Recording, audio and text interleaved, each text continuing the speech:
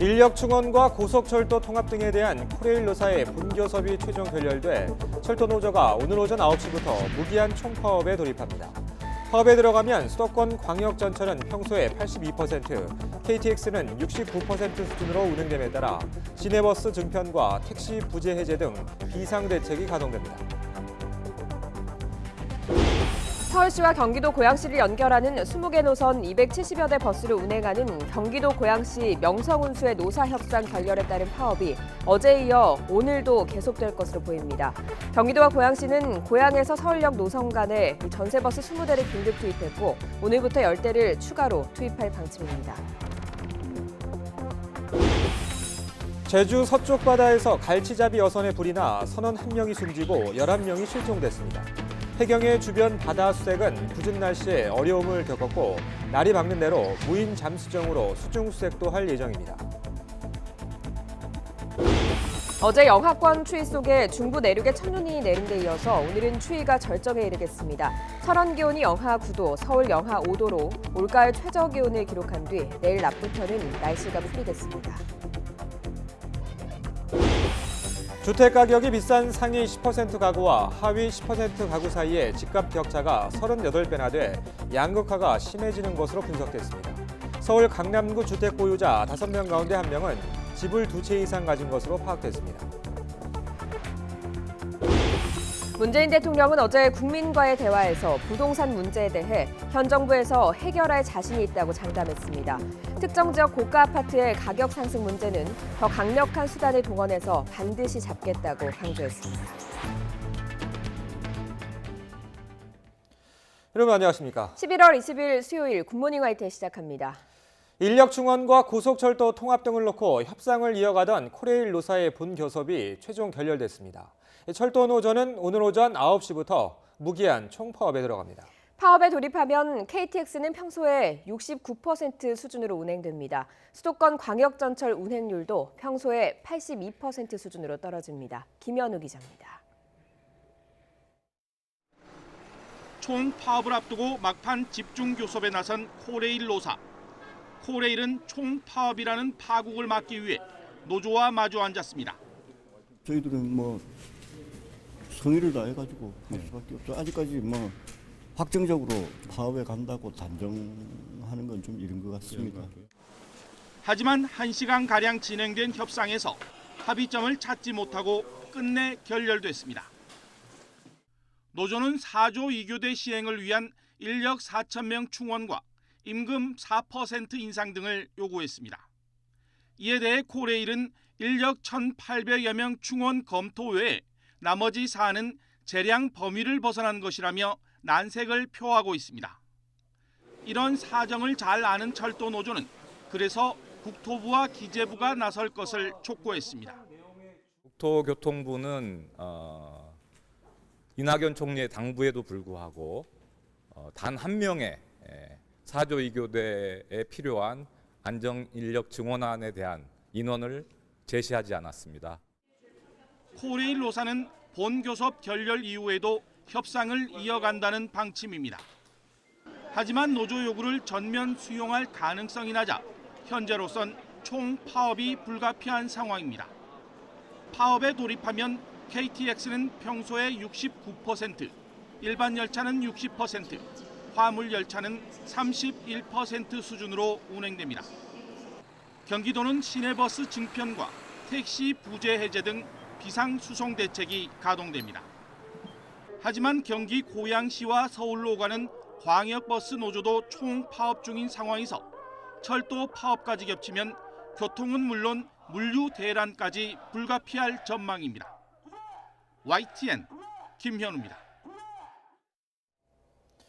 앞서 잠시 언급이 됐는데요. 서울과 경기도 고양시를 잇는 20개 노선 270여 대 버스를 운행하는 명성운수의 파업이 오늘도 계속됩니다. 이에 따라 고양에서 서울로 출퇴근하는 고양 지역 시민의 불편은 당분간 이어질 것으로 보입니다.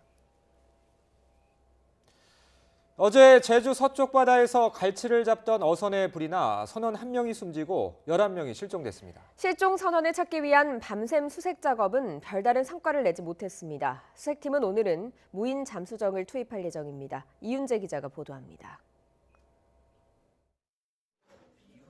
바다 위 꼬리만 남은 배에서 시꺼먼 연기가 뿜어져 나옵니다.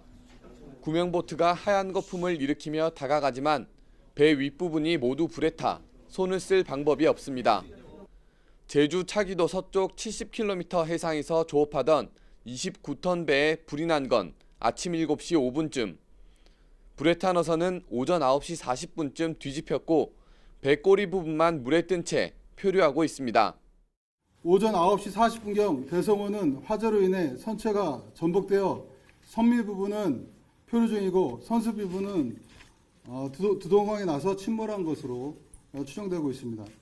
어선에 타고 있던 선원은 모두 12명, 한국인 6명과 베트남 국적 외국인 노동자 6명입니다. 이 가운데 60살 김모 씨가 오전 10시 20분쯤 의식이 없는 상태로 발견됐습니다. 구명조끼를 입지 않은 채 발견된 김 씨는 헬기로 병원으로 옮겨졌지만 숨졌습니다.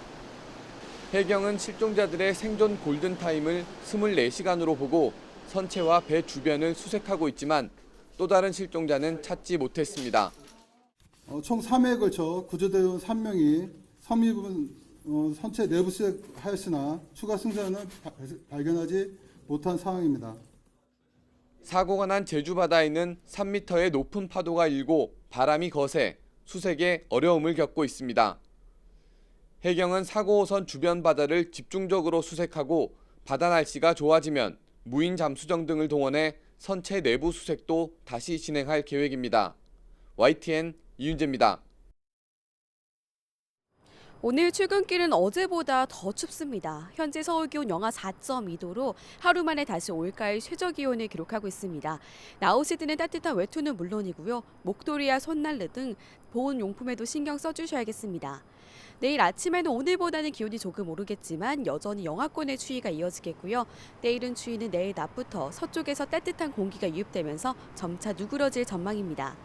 현재 강원도 인제, 향로봉의 기온이 영하 11도 아래로 뚝 떨어지면서 전국에서 가장 낮습니다. 철원이 영하 7.8도, 이천은 영하 5.2도, 대전은 영하 2.1도 등 중부지방을 중심으로 영하권의 추위가 이어지고 있습니다. 오늘 종일 맑은 하늘이 이어지겠고 미세먼지 걱정 없겠습니다. 낮 기온 서울 6도, 대전 9도, 광주 10도, 부산은 12도로 어제보다 1에서 2도가량 높겠습니다. 이번 추위는 내일 낮부터 풀리겠고요. 주말까지 대체로 맑은 날씨가 이어지다가 휴일에는 전국에 비가 내리겠습니다.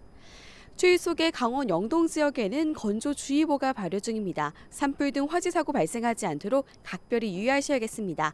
지금까지 상암동 야외 스튜디오에서 YTN 권혜인입니다. 어제 한미 방위비 분담금을 논의하는 회의가 미국 측이 일방적으로 자리를 뜨면서 파행적으로 종료됐습니다. 외교부는 상호 수용 가능한 분담이 되어야 한다는 입장이라며 앞으로 인내를 갖고 최선을 다해 협상을 하겠다고 밝혔습니다. 들어보시죠.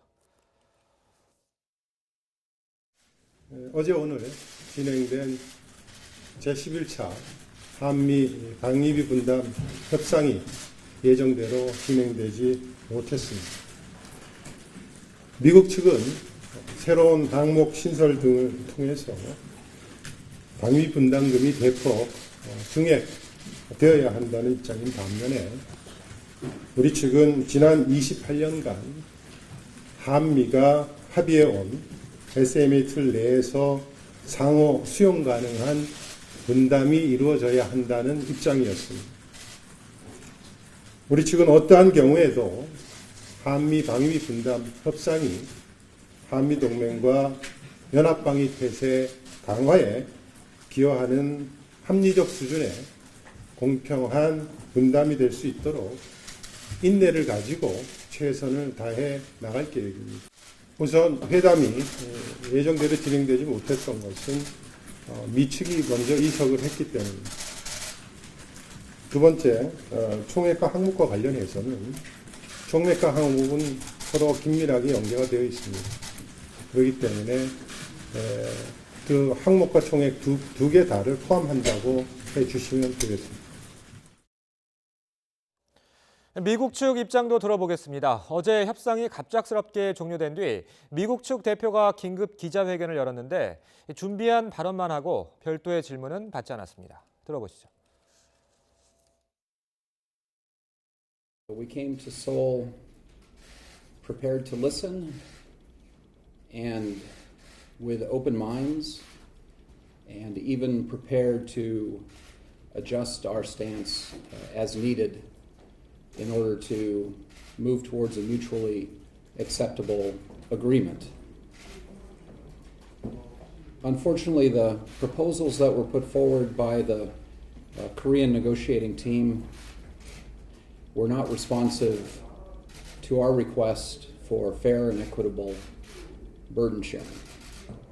As a result, we cut short our participation in the talks today in order to give the Korean side some time to reconsider, and I hope to put forward new proposals that would enable both sides to work towards a mutually acceptable agreement in the spirit of our great alliance.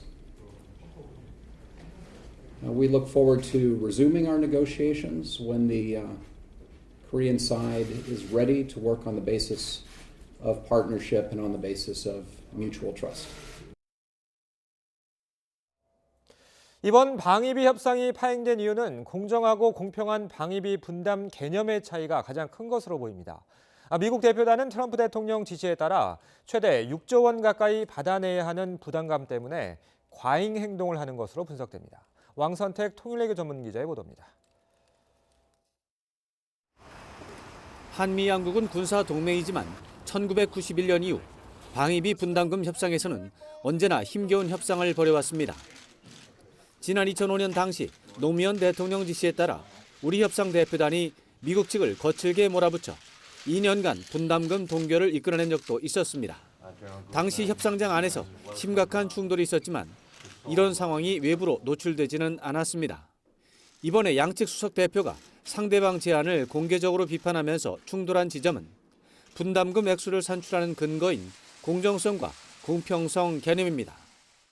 미국 측의 전체적인 제안과 또 저희가 임하고자 하는 원칙적 측면에서 상당한 차이가 있는 것은 사실입니다. Unfortunately, the proposals that were put forward by the Korean negotiating team were not responsive to our request for fair and equitable burden sharing. 파행이 외부로 노출된 배경으로는 미국이 분담금 규모를 올해 1조 원 수준에서 갑자기 6조 원 가까이 올린 황당한 요구 때문으로 정리할 수 있습니다. 미국 협상 대표들도 황당한 요구라는 것을 알지만 도널드 트럼프 대통령 지시사항인 만큼 최선을 다하는 모습을 보이기 위해 과잉 행동을 하게 된 것으로 보입니다. 또 한국 협상 대표가 외교관에서 경제관료 출신으로 바뀐 만큼 한미 동맹 관리를 위한 외교적 대응보다는 경제적 득실에 민감한 원칙적 대응에 집중하는 것도 영향을 미친 것으로 분석됩니다. 방위비 문제는 트럼프 대통령의 주요 관심사로 한미 양국 정상 간 협력 관계에 영향을 미친다는 점에서 이번 협상 파행에 따른 후폭풍 시나리오도 면밀하게 점검해야 할 것으로 보입니다. YTN 왕선택입니다. 이런 가운데 여야 3당 원내대표들이 방위비 분담금의 과도한 증액을 반대한다는 입장을 전달하기 위해서 미국을 방문합니다. 더불어민주당 이인영, 자유한국당 나경원, 바른미래당 오신환 원내대표는 오늘 오전 미국 워싱턴으로 출국해 찰스 그레슬리 미 상원 임시의장과 엘리엇 엥겔 미 하원 외교위원장 등을 만나 방위비 분담금 협상 등 현안을 논의합니다. 여야 원내대표들은 이번 방미 일정에서 방위비 분담금 협상이 합리적 수준에서 이뤄져야 한다는 우리 국회의 의견을 전달할 방침입니다. 일본의 수출 규제를 두고 우리나라와 일본이 스위스 제네바에 있는 세계무역기구 WTO 본부에서 2차 양자 협의를 진행했습니다. 하지만 결국 입장 차이만 확인한 채 끝났습니다. 김원배 기자가 보도합니다. 지난 9월 우리나라가 일본의 수출 규제를 세계무역기구 WTO에 제소한 것과 관련해 두 나라 통상 당국자들이 참석한 가운데 열린 2차 양자 협의도 평행선으로 끝났습니다. 우리나라 수석 대표인 정혜관 산업통상자원부 신통상질서협력관은 일본과 협의 후 협의 결과를 좀 더 평가한 뒤 패널 설치 요청을 포함한 대안들에 대해 종합적으로 검토할 것이라고 밝혔습니다. 정협력과는 양국은 그간 2차례에 걸쳐서 6시간씩 집중 협의를 했고 그 과정에서 서로의 조치와 입장에 대해 인식의 폭이 넓어졌다고 전제한 뒤 그러나 양측의 기존 입장이 바뀌었다는 생각은 들지 않는다고 말했습니다. 또 우리나라는 일본의 수출 제한 조치가 자의적이고 차별적인 조치로 수출 통제 제도에 부합하지 않는다고 지적하면서 해당 조치를 조속히 철회할 것을 요청했다고 설명했습니다. 특히 일본은 이번 수출 규제가 무역 제한이 아니라는 입장이지만 이에 대해 우리는 객관적인 근거가 없으며 WTO 협정 사항에도 정당화하지 않는다고 지적했다고 덧붙였습니다. 그러면서 3차 양자 협의 가능성을 배제하지는 않지만 그 가능성은 크지 않다고 보면 된다며 협의를 위한 협의는 하지 않을 것이라고 강조했습니다. 이에 따라 제소국인 우리나라가 WTO의 1심 절차인 무역분쟁기구의 패널 설치를 요청해 치열한 법적 공방을 벌이게 될 가능성이 큰 것으로 보입니다. 저희가 패널 설치 요청을 할지부터 결정을 해야 될 테고요. 그 다음에 패널 설치를 요청하는 시기는 저희가 이제 신속성과 충실성을 고려해서 적절한 시기를 선정할 계획입니다. 일본 측 수석 대표인 구로다 주니치로 경제산업성 다자통상체제국장은 협의 후 기자들에게 향후 추진 방향에 대해서는 한국 측이 검토할 것이라고 말했습니다. YTN 김원배입니다. 주택가격 상위 10% 가구와 하위 10% 가구 간 집값 격차가 38배나 되는 것으로 나타났습니다. 이런 차이는 갈수록 커지는 양상입니다. 통계청은 양극화가 심화하고 있다고 분석했습니다. 오인석 기자입니다.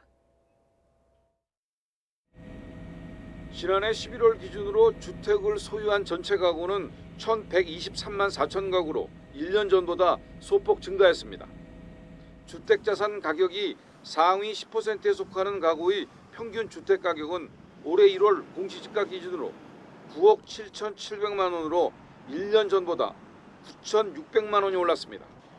반면 하위 10% 가구의 평균 주택가격은 2,600만 원으로 100만 원 오르는 데 그쳤습니다.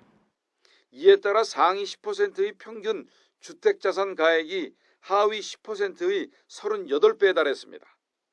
상하위 10% 간 주택가격 격차가 갈수록 커지는 모양새입니다. 통계청은 상하위 10% 간 양극화가 심화되고 있는 것으로 볼 수 있으며 주택임대사업자가 늘면서 상위 계층의 보유주택 수가 증가한 데 따른 영향도 있는 것으로 분석했습니다. 집을 2채 이상 가진 다주택자는 1년 새 7만 3천 명 늘어나 전국의 다주택자가 220만 명에 육박했습니다. 전국에서 주택을 2채 이상 보유한 거주자 비중이 가장 높은 곳은 서울 강남구로 21.7%에 달했습니다. 거주지가 아닌 다른 지역의 주택을 보유한 집주인 비중을 보면 세종시의 외지인 주택 소유가 36%로 전국 시도 가운데 가장 높았습니다. 서울 용산구의 주택 가운데 거의 절반은 외지인 소유였습니다. 경기 지역에서 외지인 소유 주택 가운데 서울 강남, 서초, 송파 등 강남 3구 거주자가 13%를 차지했고 서울은 외지인 집주인 거주지가 경기 고양시와 용인시, 성남시 순으로 많았습니다. YTN 오인석입니다. 어제 저녁 진행된 국민과의 대화에서도 부동산 문제가 질문으로 나왔습니다. 문재인 대통령은 부동산 문제를 해결할 자신이 있다고 장담했습니다. 신호 기자가 보도합니다. 국민과의 대화가 부동산 문제에 이르자 한 방청객이 서민들이 느끼는 상대적 박탈감을 질문에 담았습니다. 투기꾼을 잡는 과정에서 역차별을 받는 그런 게 당하다 보니까 이건 민주화 시켜놓고 항상 피해 당하는 거는 우리 쪽이야. 문재인 대통령은 역대 정부가 부동산 문제를 해결 못한 이유는 쉬운 경기 부양 수단으로 활용해왔기 때문이라고 지적했습니다. 현 정부는 성장률에 어려움을 겪어도 그런 유혹에 빠지지 않겠다면서 자신감을 표현했습니다. 부동산 문제는 우리 정부에서는 이렇게 자신 있다고 이렇게 좀 장담하고 싶습니다. 전국적으로는 부동산 가격이 하락했고 전월세 시세도 안정화돼 있다고 평가하면서 그렇지만 서울 특정 지역의 고가 아파트 가격 상승에 대해서는 강도 높은 추가 대응 수단이 있다고 언급했습니다. 지금 현재의 방법으로 부동산 가격을 잡지 못한다면 보다 강력한 그런 여러 가지 이 방안들을 계속 강구해서라도 반드시 부동산 가격을 잡겠다는 말씀을 드리고, 실수요자가 대출 규제를 받는 상황에 대한 문제 제기와 함께 보유세 인상 계획이 있는지에 대한 질문도 나왔습니다. 보유세를 높이고 양도세를 낮춤으로써 이제 다주택자들이 어느 정도 가지고 있는 주택을 줄이면서 무주택자들이 자기의 집을 한 채 가질 수 있게끔 생각하시고 그런 정책을 좀 또 생각을 하고 계신 게 있는지도 좀 궁금합니다. 문 대통령은 신혼부부, 청년, 1인 가구 등에 대한 맞춤형 주택 정책을 소개하면서 보유세 인상 요구도 참고하겠다고 답했습니다. 주 52시간제와 관련해서는 국회가 탄력근로제와 유연근무제를 확장하는 입법을 꼭 해달라고 당부했습니다. 최저임금 인상 정책은 양극화 해소와 포용적 성장을 위해 반드시 가야 할 길이라며 소상공인과 자영업자들의 부담을 낮추기 위해 임대료 인상 억제나 카드 수수료 인하가 함께 이루어져야 한다는 점을 강조했습니다. 문 대통령은 지나간 임기 절반은 기반을 닦고 싹이 돋는 시기였다면서 남은 임기 절반 동안 국민이 확실하게 성과를 체감할 수 있게 하겠다고 약속했습니다. YTN 신호입니다. 어제 국민과의 대화에서 문 대통령은 북미 간 양쪽이 모두 공언했던 대로 연내 실무 협상을 거쳐서 정상회담을 하려는 시도와 노력이 지금 이루어지고 있다고 말했습니다. 그러면서 제3차 북미 정상회담이 이루어진다면 반드시 성과가 있을 것이라고 강조했습니다. 문 대통령은 대화가 아직 많이 성공한 건 아니라면서 우리는 반드시 현재 대화 국면을 성공시켜서 평화가 다시 무너지고 과거로 돌아가지 않게 해야 한다고 언급했습니다.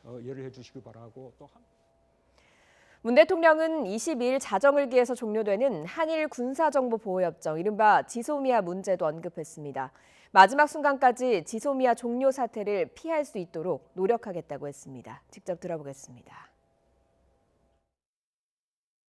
마지막 순간까지 이 지소미아 종료라는 사태를 피할 수 있다면 그 일본과 함께 그런 노력을 해 나가겠습니다. 한국을 안보상으로 신뢰할 수 없다고 하면서 군사정보는 공유하자라고 한다면 그것은 모순되는 태도이지 않겠습니까? 만약에 지소미아가 종료되는 한이 있더라도 우리는 일본과 안보상의 협력은 해 나갈 것입니다. 그리고 일본이 지소미아의 종료를 원하지 않는다면 아까 수출 통제 조치와 함께 그 문제가 해결될 수 있도록 하는 노력을 한국과 함께 머리를 맞대고 해나가야 할 것입니다. 문 대통령이 국민과의 대화를 통해 얻은 공감과 소통의 결과를 집권 후반기 국정에 어떻게 반영해 나갈지 주목됩니다. 이번 주방 공개 행사는 전국에 있는 310여 개 매장에서 동시에 진행됐는데 일반 소비자 1,600여 명이 신청해 참관을 했습니다. 리더십에는 여러 형태가 있다는 말로 자신을 향한 비판을 견제해온 황교안 대표가 국민의 아픔을 공감하고 앞장서 희생하라는 당 안팎의 요구에 이번엔 어떤 식으로 응답할지 주목됩니다. YTN 우철입니다.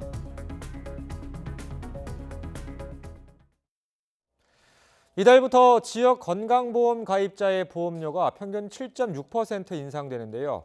지역 가입자의 34%인 259만 가구의 보험료는 오르지만 절반가량은 변동이 없습니다.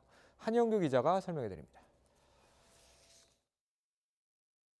서울 양천구에 사는 50대 개인 사업자 최모 씨는 이달부터 건강보험료로 62만 8천 원을 내야 합니다. 소득이 늘고 재산세 과세 표준이 올라 보험료가 지난달보다 5만 9천 원 정도 올랐습니다. 충남 홍성에 사는 60대 박모 씨는 재산 과표는 늘었지만 소득이 줄어 건강보험료가 6만 2천 원 감소했습니다. 이달부터 지역 건강보험 가입자의 보험료는 평균 7.6% 인상됩니다. 한 달 평균 6,500원가량 올라 매달 보험료로 세대당 평균 94,000원 정도 내야 합니다. 지역 가입자 전체 758만 세대 가운데 34%인 259만 세대의 보험료가 오르게 됩니다. 절반가량은 변동이 없고 19%인 143만 세대는 보험료가 내려갑니다. 올해 공시지가는 서울 12%, 부산 9%, 광주 10% 이상 올라 지역 건보료 인상에 영향을 줬습니다. 재산세 인상률은 높았지만 소득 증가율은 한 해 전보다 상대적으로 낮아 전체 보험료 증가율은 작년보다 낮게 나왔습니다.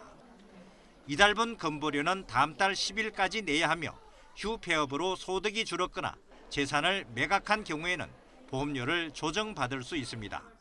YTN 한윤규입니다. 검찰이 군납업체로부터 억대의 뇌물을 받은 혐의로 이도호 전 고등군사법원장에 대해서 구속영장을 청구했습니다.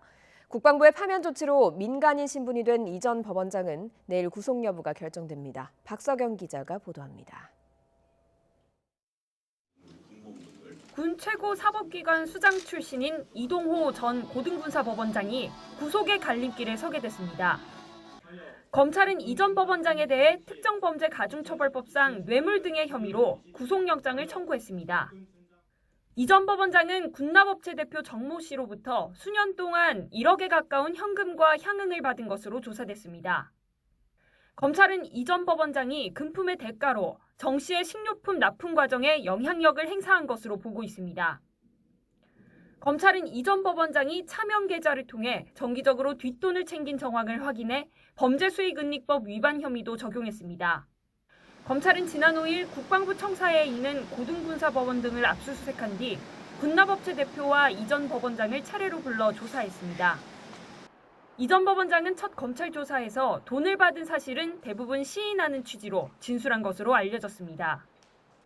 검찰 수사가 시작되자 국방부는 정상적인 업무가 어렵다고 보고 이 전 법원장을 보직에서 해임한 뒤 파면 조치했습니다.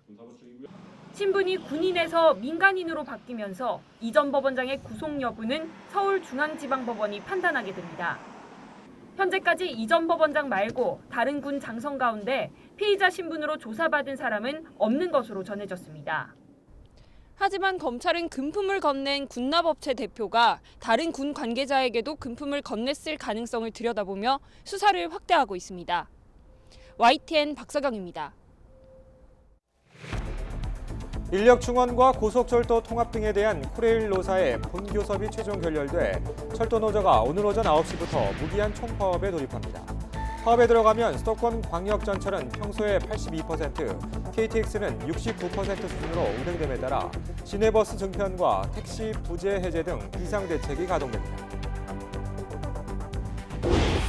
서울시와 경기도 고양시를 연결하는 20개 노선 270여 대 버스를 운행하는 경기도 고양시 명성운수의 노사협상 결렬에 따른 파업이 어제에 이어 오늘도 계속될 것으로 보입니다.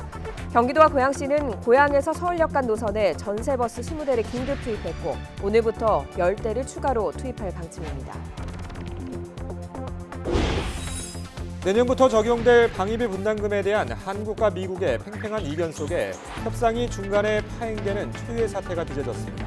한미 수석 대표는 각자 기자회견을 열고 입장을 설명했는데 총액은 물론 항목에서도 이견을 좁히기가 쉽지 않아 보입니다. 미국과 줄다리기를 하고 있는 주한미군 방위비 분담금에 대해서 해리스 주한미국 대사가 국회를 상대로 전방위적인 로비, 더 나아가서는 대놓고 압박을 한 것으로 확인됐습니다. 여야를 가리지 않고 노골적으로 방위비 인상 얘기를 반복했는데 외교적 결례라는 비판이 나오고 있습니다. 코레일 노사 협상이 결렬되면서 철도노조가 오늘 오전 9시부터 무기한 전면 파업에 들어갑니다. KTX는 물론 수도권 광역전철도 차질이 예상됩니다. 여기에 명성운수의 파업까지 겹친 고양 시민은 서울로 출퇴근하기가 한층 더 버거워질 것으로 보입니다. 취재기자 연결해서 알아보겠습니다. 김대겸 기자. 네, 사회부입니다. 자, 예고했던 대로 오전 9시부터 철도노조 파업 시작되는 거죠? 네, 그렇습니다. 오늘 오전 9시부터 철도노조의 무기한 총파업이 시작되는데요. 파업이 시작되면 수도권 광역전철은 운행률이 평소의 82% 수준으로 떨어집니다. KTX의 운행률은 68.9%, 새마을호와 무궁화 등 일반 열차는 62.5%로 낮아집니다. 화물열차는 운행률이 31%까지 떨어져 수출입과 산업 필수품 등의 긴급 화물을 먼저 수송하게 됩니다. 철도노사는 어제까지 인력 중원과 임금 인상, SRT와 통합 등을 놓고 교섭을 벌였지만 입장차를 좁히지 못했습니다. 철도노조의 무기한 총파업은 지난 2016년 74일간 진행한 파업 이후 3년 만입니다. 다만 파업이 오늘 오전 9시부터 시작되기 때문에 오늘 아침 출근길 수도권 전철은 정상적으로 운행됩니다. 네, 그런데 고양시민은 서울을 오가는 버스 업체도 파업을 하고 있어서 출퇴근길 불편이 더 커질 것으로 보인다고요. 네, 경기도 고양시의 버스업체 명성운수의 파업이 오늘도 계속됩니다. 명성운수는 서울과 고양시를 오가는 20개 노선 270여 대의 버스를 운행하고 있습니다.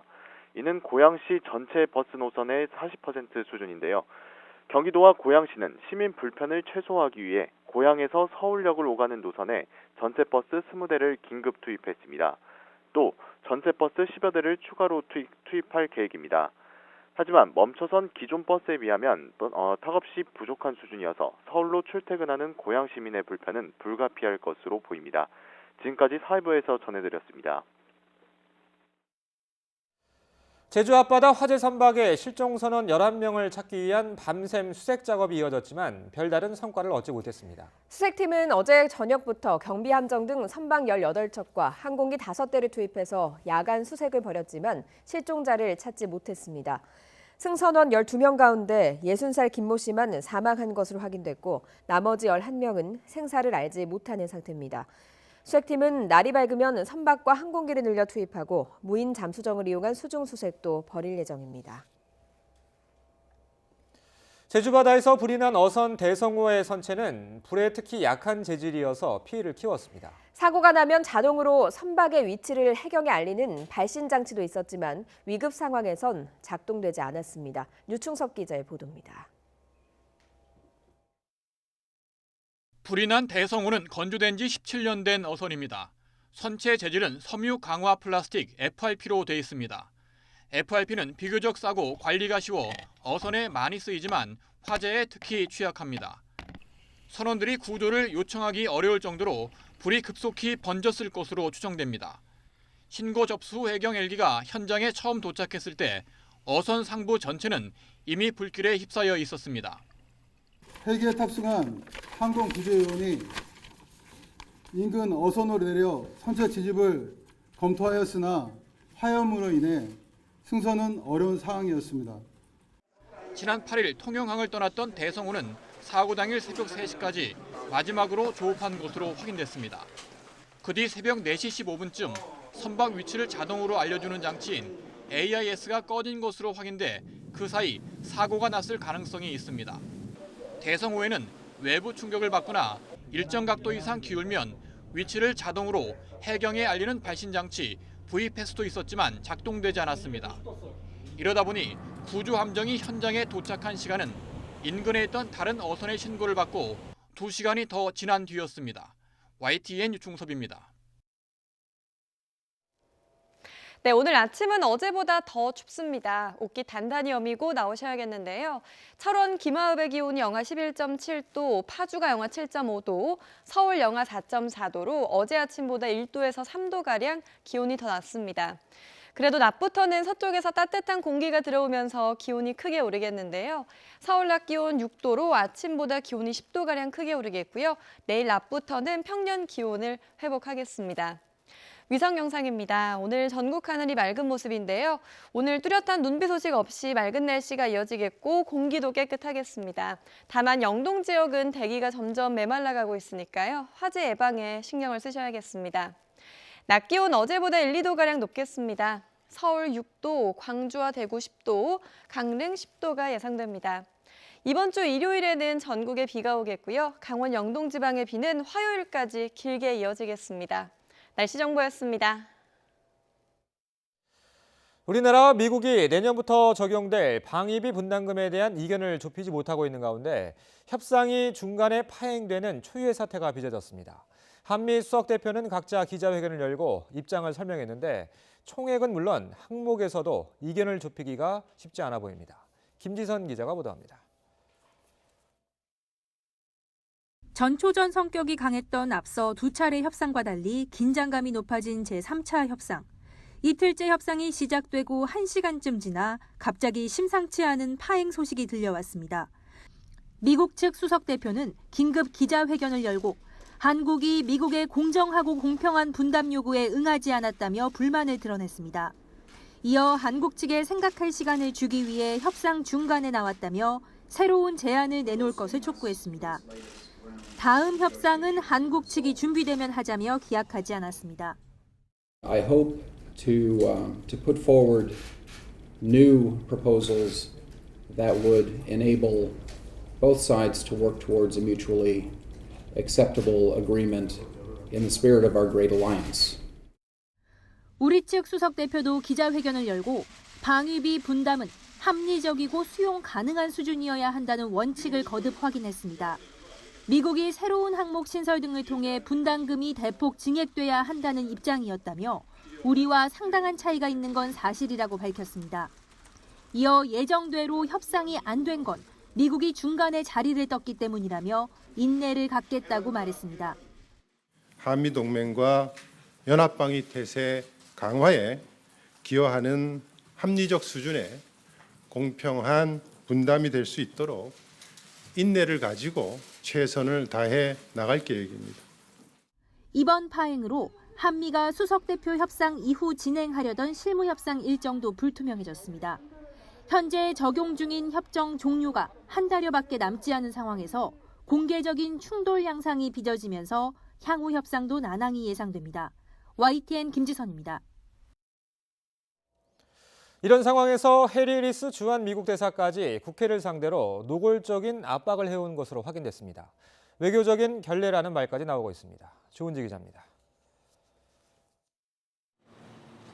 바른미래당 이해훈 의원은 지난 7일 국회 정보위원장 자격으로 주한 미국 대사 관저를 찾았습니다. 가벼운 인사자리인 줄 알았는데 해리 해리스 대사는 서론도 없이 방위비 분담금 얘기를 반복했습니다. 우리나라가 그동안 내야 할 방위비의 5분의 1밖에 내지 않았다면서 내년에는 50억 달러, 무려 5배 넘게 오른 금액을 감수하라는 취지로 거듭 압박했다고 합니다. 방위비 얘기할 줄 모르고 간 건 맞고 그래서 좀 당황했던 거 맞죠. 서로는 없었습니다. 그러니까 5빌리언이라는 그 구체적인 액수를 거론했어요? 했죠. 여러 번 했죠. 제 느낌에 한 20분 되지 않았나. 전날에는 자유한국당 소속인 국회 외통위 윤상현, 산자위 이종구 위원장도 관저에서 해리스 대사를 만났습니다. 함께 나온 드하트 미 국무부 방위비 분담 협상 대표가 마이크를 잡고 한국은 경제 상황이 좋다면서 역시 방위비 인상을 종용하는 취지의 발언을 한 것으로 전해졌습니다. 압박은 여야를 가리지 않았는데 지난달엔 한미동맹은 흥정이나 장사가 아니라고 날을 세운 민주당 소속 안규백 국방위원장이 관저에 초청받았습니다. 안 위원장은 YTN 통화에서 당시 일정이 있어 가지 않았다면서 상임위원장들을 관저로 부르는 건 무척 이례적인 일이라고 설명했습니다.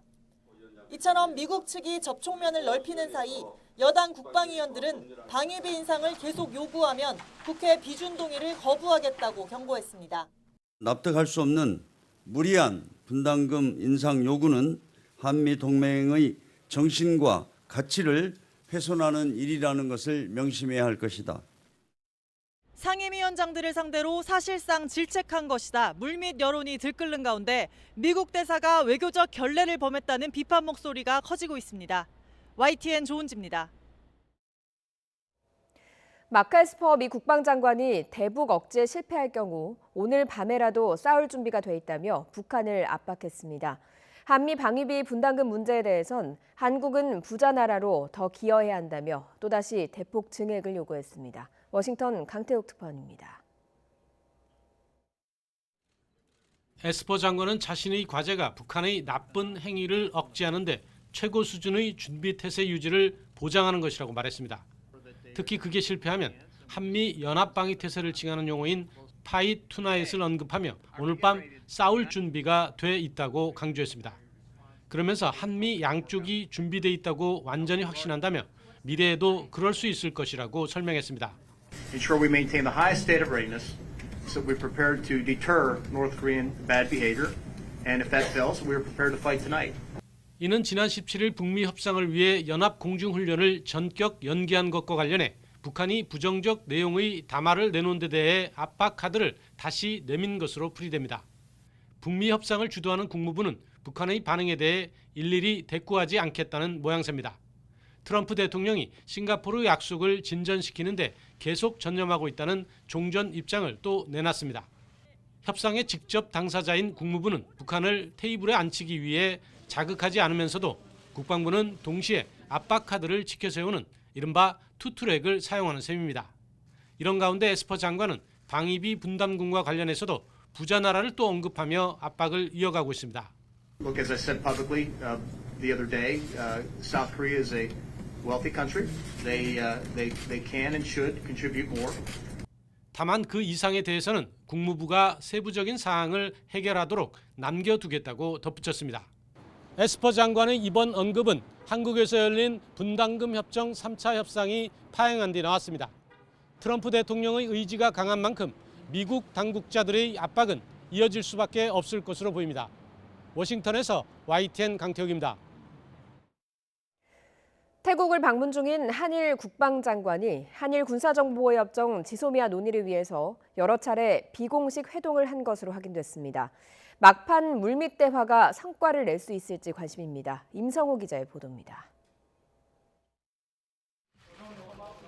한일 지소미아 문제를 두고 태국에서 한미일 국방장관 회담이 잇따라 열렸지만 한일 양국은 끝내 견해차를 좁히지 못했습니다.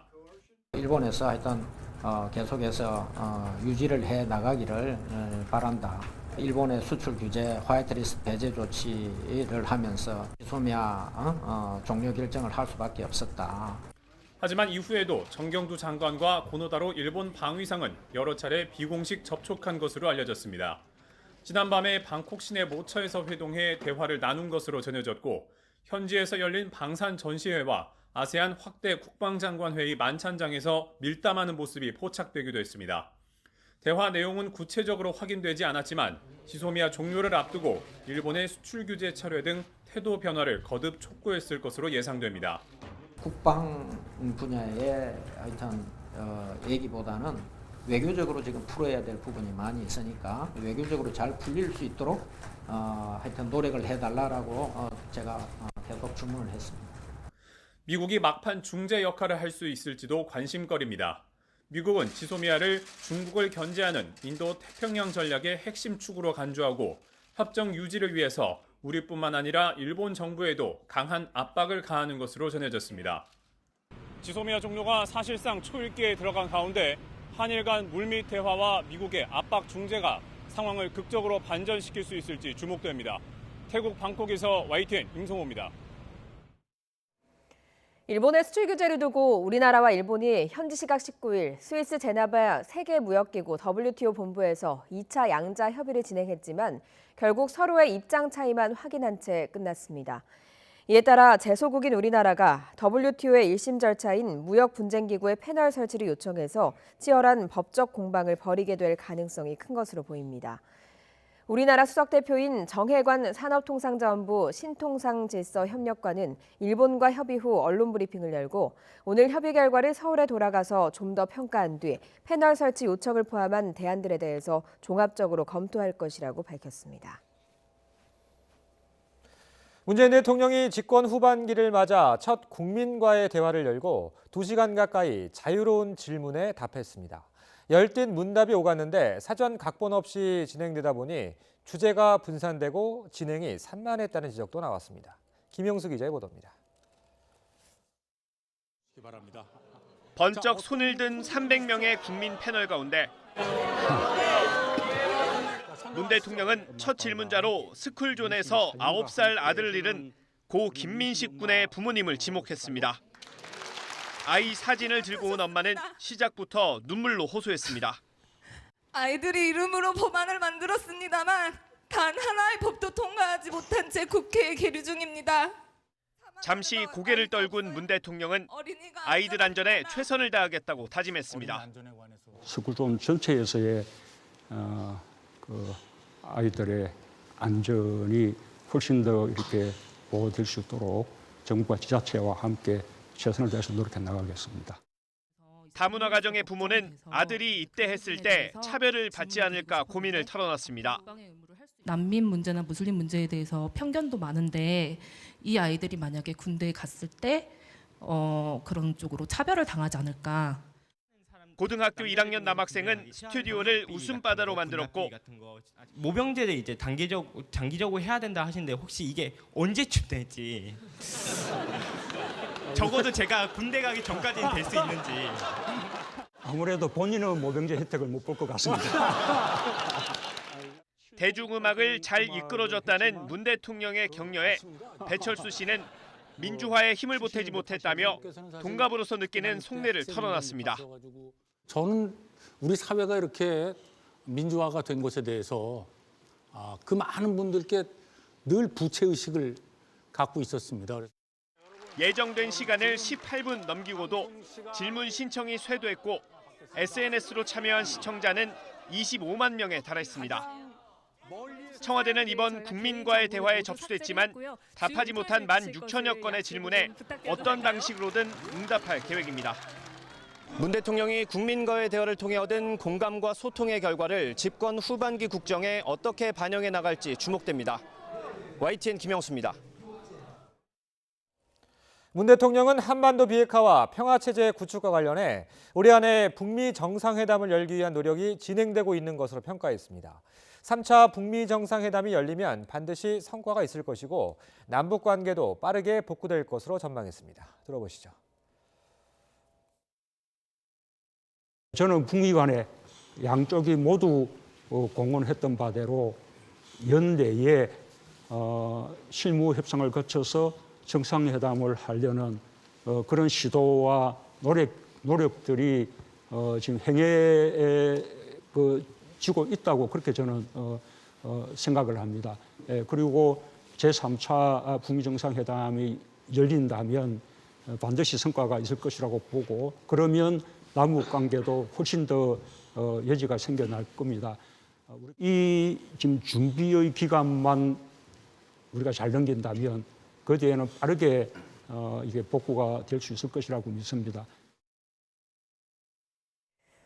자유한국당 황교안 대표가 당 안팎의 인적 쇄신 요구를 정면으로 맞닥뜨리고 있습니다. 청년들에게서도 공감 능력이 떨어진다며 쓴소리가 터져나왔습니다. 우철희 기자가 보도합니다. 스웨터와 직접 단 명찰로 한껏 젊은 티를 낸 자유한국당 황교안 대표가 청년들과 마주 앉았습니다. 한국당의 취약 포인트인 청년 정책을 발표하는 자리. 특히 젊은 층의 분노가 극에 달한 채용, 입시 비리를 엄단하고 확인되면 공천까지 배제하겠다고 약속했습니다. 당 윤리위원회 규정에 채용비리 범죄를 명시하겠습니다. 자녀 등 친인척의 채용비리 또는 입시비리가 밝혀지면 당 공천에서 배제하겠습니다. 그런데 박수를 받을 줄 알았던 청년들로부터 쓴소리가 끊임없이 터져나왔습니다. 한마디로 공감 능력이 꽝이라는 겁니다. 이명박 박근혜 정부에서 했던 그런 정책에서 벗어나지 않았고 근데 솔직히 시간부터가 평일 오후 2시면 정상적으로 사회생활하는 청년들은 오지 말라는 소리입니다. 마음이 상한 듯 황 대표는 행사를 마친 뒤 통상적인 기자들과의 질의응답도 건너뛴 채 황급히 차량에 올랐습니다. 급한 일정이 있으니까 다음에 내가 들으십시오.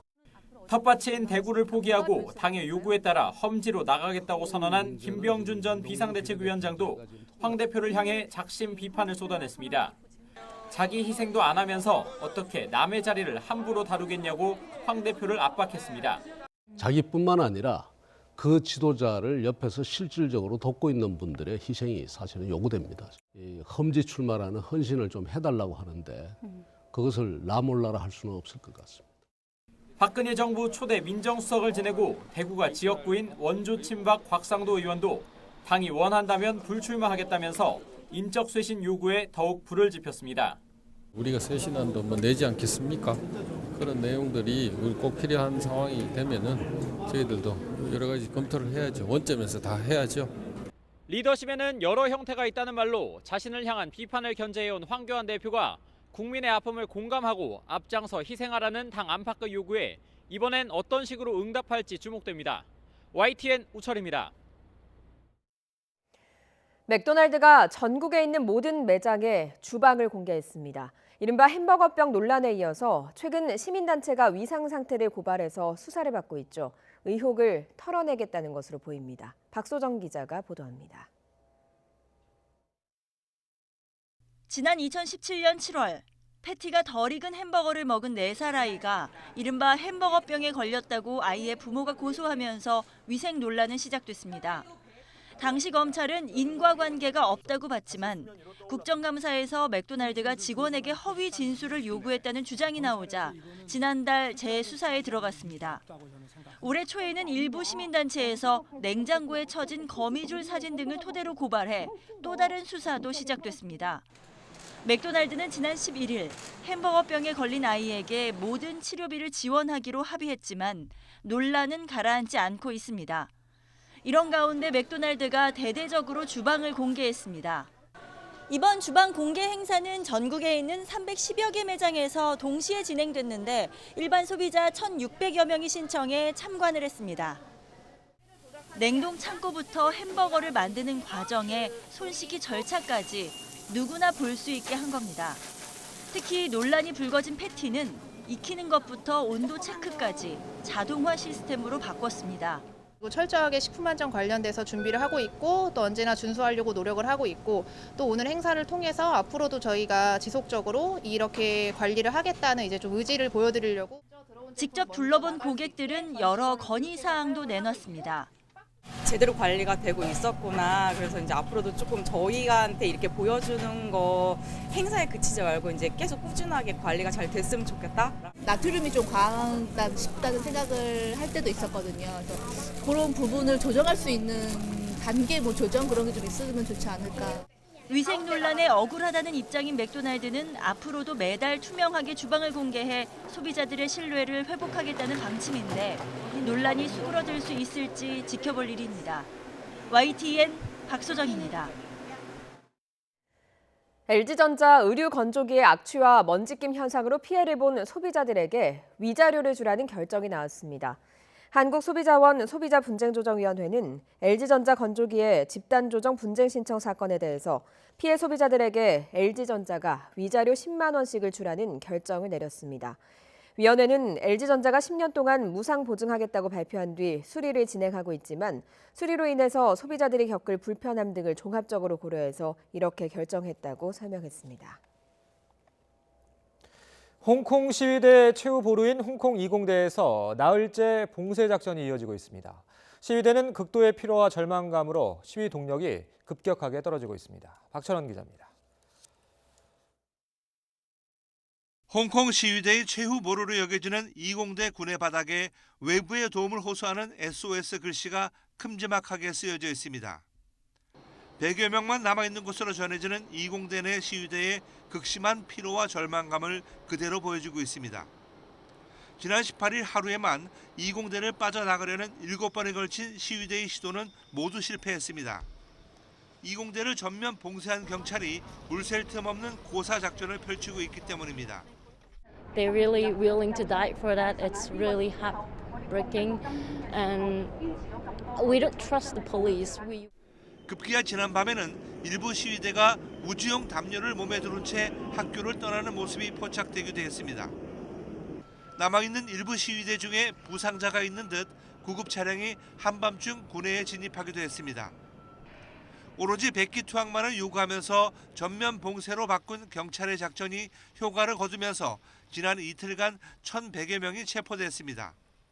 我話俾你聽，走得一時，唔走得一世。就好似前日所謂俾人營救咗嗰個人，亦都已經俾我哋拉翻。犯法嘅人逃走，總有一日係會俾人拘捕嘅。 20대 내에 남아서 끝까지 저항하는 시위대에게는 폭동 혐의를 적용하겠다는 것이 홍콩 경찰의 입장입니다. 홍콩에서 폭동죄로 유죄 선고를 받으면 최고 10년 징역형에 처할 수 있습니다. 이런 가운데 홍콩 정부 수반인 캐리람 행정장관은 안전이 확보되지 않을 경우 오는 24일로 예정된 구의회 의원 선거의 연기 가능성을 시사했습니다.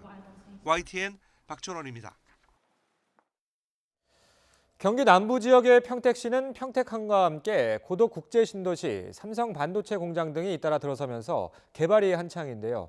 이 평택항 인근의 포승지구와 현덕지구 조성 사업을 위한 투자 설명회가 열렸는데 성황을 이뤘습니다. 김학무 기자입니다. 지리적으로 중국과 가까운 점을 활용해 동북아 거점 항구를 목표로 문을 연 평택항. 이미 국내 최대 자동차 수출입 항구로 자리 잡았고 인근의 삼성 반도체 단지 등이 들어서면서 물류 운송이 급격히 늘고 있습니다. 경기도가 이에 맞춰 포승지구와 현덕지구 조성을 서두르고 있습니다. 올해 말 기반공사가 완료되는 포승지구는 여의도 면적보다 약간 작은 200만여 제곱미터, 제조와 물류업체가 들어서는 산업단지로 서해대교에 인접해 있고 2022년 서해안 복선 전철이 주변에 완공될 예정입니다. 게다가 주변 산업단지보다 30% 이상 낮은 분양가는 외국 기업들에게도 매력적입니다. Location is excellent. The infrastructure around it that's now in place. There's cost advantages for the land and the talent that people will be able to take from. 포승지구와 비슷한 면적의 현덕지구는 관광유통 중심단지. 최근 경기도시공사와 평택도시공사가 참여하기로 하면서 민간 투자자 유치에 함께 나섰습니다. 우리 포승지구와 현덕지구의 강점을 국내외 투자가들에게 잘 알려서 그들로 하여금 일자리도 만들고 공장도 짓게 하는 그런 효과가 있을 것 같습니다. 굵직굵직한 개발 사업이 한창인 평택 지역에 조성되는 포승지구와 현덕지구에 국내외 기업들의 관심이 쏠리고 있습니다. YTN 김학무입니다.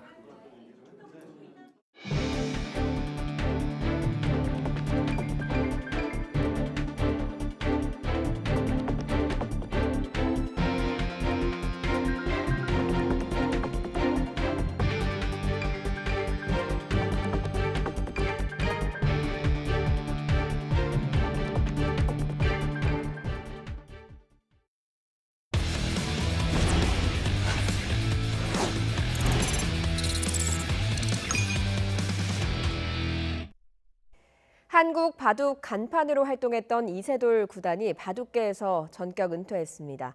이세돌 구단은 어제 서울 한국기원을 방문해서 사직서를 냈습니다. 지난 1983년 전남 신안군 비금도에서 태어난 이세돌 구단은 현역 생활을 하면서 18차례 세계대회 우승과 32차례 국내 대회 우승 등 모두 50번의 우승을 기록했습니다. 2016년엔 구글 딥마인드의 바둑 인공지능 프로그램인 알파고와 대결해서 1승 4패로 패했지만 알파고를 상대로 승리를 거둔 인류 유일의 프로기사가 됐습니다. 미국 메이저리그 진출을 노리는 김광현이 소속팀 SK 구단과 만났지만 해외 진출 여부를 놓고 결론을 내리지 못했습니다. 양측은 내부 고민 과정을 거쳐서 조만간 다시 만나기로 했습니다. 김상익 기자입니다. 트러블 메이커가 맞는 것 같고 일단은 뭐 구단과 잘 상의해서 따로 다시 말씀드리겠습니다. 프리미어 12 대회 기간 중 해외 진출 의사를 밝혀 이슈의 중심에 있었던 김광현이 귀국 바로 다음 날 소속팀 SK 손차원 단장을 만나 메이저리그 진출 허락을 공식 요청했습니다. 양측은 1시간 넘게 대화를 나눴지만 첫 만남에서 바로 결론을 내지는 못했습니다. SK 구단은 이번 만남은 주로 김광현의 말을 듣는 자리였다며 선수의 의지를 확인한 만큼 이제는 구단의 내부 고민 과정을 거쳐야 한다고 말했습니다.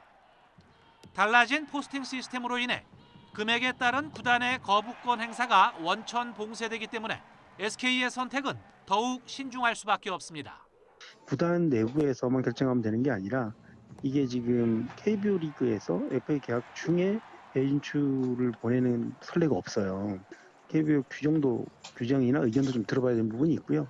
SK는 이 밖에 광고주 등 다방면의 의견을 듣겠다고 했지만 포스팅 시스템 신청 기한이 다음 달 5일인 점을 고려하면 이번 주 안으로 결정을 낼 가능성이 높습니다. 김광현도 면담에서 구단과 충분한 대화를 나눴다며 구단이 내부적으로 협의를 거쳐 다시 연락을 주기로 했다고 전했습니다. 2016년 SK와 FA 계약을 맺은 김광현은 2년 뒤인 2021년까지는 해외 진출 대상자가 아니지만 나이 등을 고려해 구단이 대승적 차원에서 풀어주기를 희망하고 있습니다. 4번의 우승과 함께 13년째 SK 마운드를 지켜온 에이스 김광현. 그에게 마지막이 될 수도 있는 해외 진출 도전의 꿈이 어떤 결과를 가져올지 주목됩니다. YTN 김사익입니다.